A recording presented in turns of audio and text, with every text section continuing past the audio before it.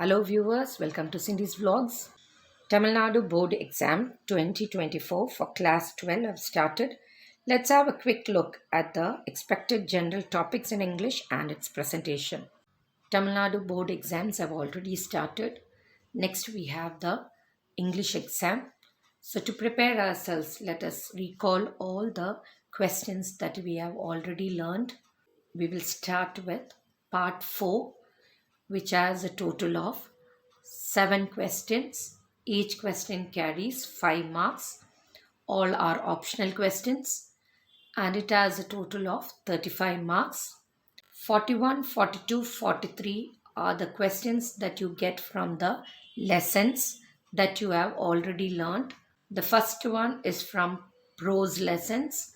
You get 2 questions from that as paragraph answers and you are supposed to answer one. Next, we have the poem. There too, we will be getting 2 questions, out of which you have to attend one. And the next is from our supplementary lessons. There too, we will be getting 2 questions, out of which you are to attend one. All these are paragraph answers. When you write a paragraph answer, you just have to write the heading of that particular lesson and you just have to stick on to one paragraph. That is the pattern that we have for 12th question paper. You need not have subheadings or dividing the answers to 2 and 3 paragraphs is not advised. That is the same with poem as well as the supplementary answers. Next, we have the question from 44 to 47. All these are general questions that includes note making or summary writing, letter writing or paragraph writing, situational dialogue, proverb expansion, hints development, spot errors, homophones, semi-modals and models, and the right tense form. Then we have a comprehension passage also. From part 4, 44th question is note making or summary writing. Let us see how we have to present the note making.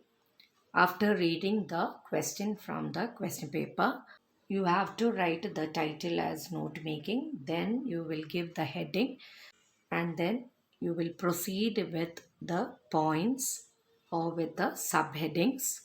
If you have got a number of headings or if the paragraph is a little bit lengthier one, you might have subheadings, 2 or 3 subheadings, and you will proceed with the points. That is how you will be attending the note making. This question carries 5 marks. Let us go with summary writing. So this also carries 5 marks. So near to the margin, first write a summary. Then you can write the side heading as a rough copy or rough draft. And then a suitable title can be given. After that, we will be writing it as a paragraph, including the main points from the original passage.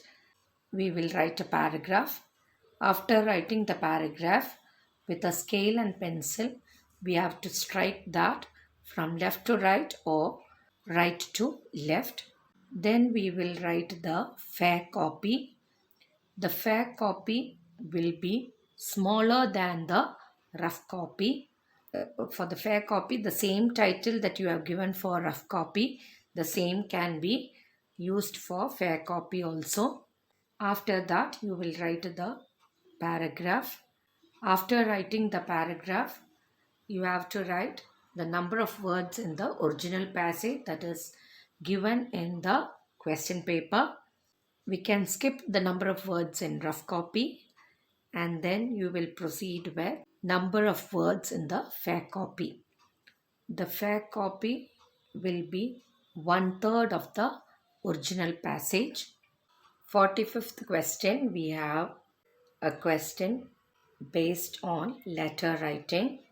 This is a job application with the biodata attached to it. Being a formal letter, we will proceed with the format of a formal letter. And then we will include a biodata, CV, or a resume along with it. The formal letter begins with from address, then date. Next we have to write the to address, then respected sir or salutation. Then we have the subject. Subject can come before the salutation or after the salutation. Then we will write the body of the letter. Here I have used the left alignment. That will be easier for you to remember. Just begin everything, that is from address, date, everything can be started off after the margin. After the body of the letter, then you have yours faithfully. Anyone you can follow, yours faithfully, sincerely, or truly. Y alone will be in capital letter. There is no apostrophe S for yours. Faithfully, F should be in small letter. If you are writing sincerely, S should be in small letter. And if it is truly, T should be in small letter. And then you can write the name, or you can just write XXX. Then you have the enclosure. ENCL is enclosure. That is anyone you can write, that is CV or biodata or resume. Along with this, we have to write a format of the curriculum or the biodata or resume. So again, we will move on to the format of a biodata. So after the covering letter, you will be writing the biodata. This carries 5 marks. So after the covering letter, we have to write the biodata. So if you centralize the heading as biodata, you can either write as biodata, curriculum vitae, or resume. And then you can divide the page so that it will look neat. The presentation will be good. So to the left hand side, you will write the name. You will write it as a name, and then to the right hand side, you will be writing the name, then father's name, residential address, mobile number, date of birth, qualification, and according to the advertisement, if it is necessary, you can write the technical qualification.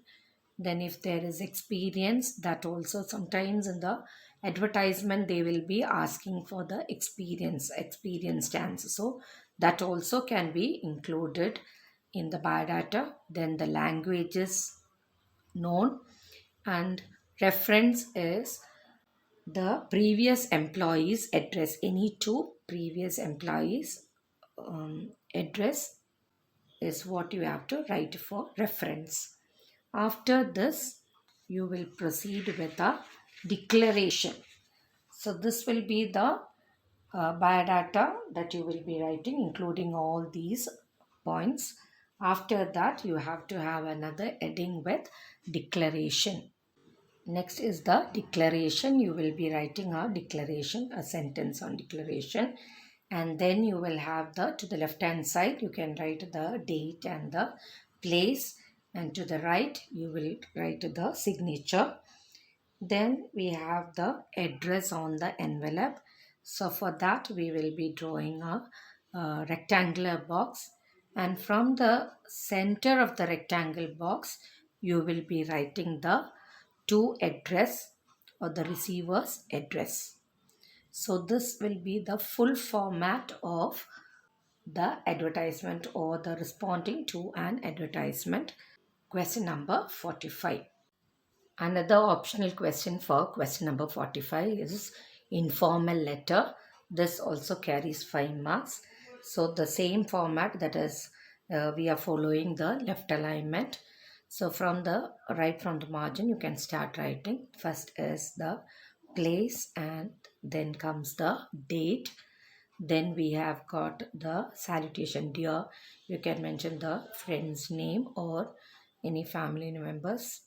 Informal letter will be for the family members of to your friends. So next will be the body of the letter. The body of the letter can be divided into 3 paragraphs. Then you can write the subscription, that is yours loving friend, son or daughter. and then XXX instead of your name, you can write XXX. If it is given in the question paper, a particular name is given, you can write that, or else you can write it as XXX. Here again, we have got the address on the envelope. So same way, a rectangle box have to be drawn, and from the center of the rectangle box, you can write the receiver's address. Question number 46, we have spot the errors and correct them. This carries 5 marks. You will be getting 5 sentences based on the topics: subject, verb, agreement, articles, degrees of comparison, preposition, if clause, and transformation of sentences.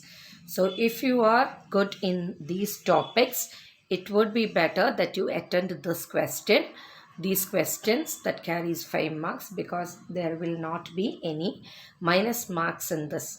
But however well you write a paragraph answer, you are likely to get less marks. You cannot expect to get 5 marks in that. In 46th question, the next optional question that you have got is the semantic field. This also carries 5 marks. It is a match the following. In this, we have got a semantic field is a set of words grouped semantically that refers to a specific subject.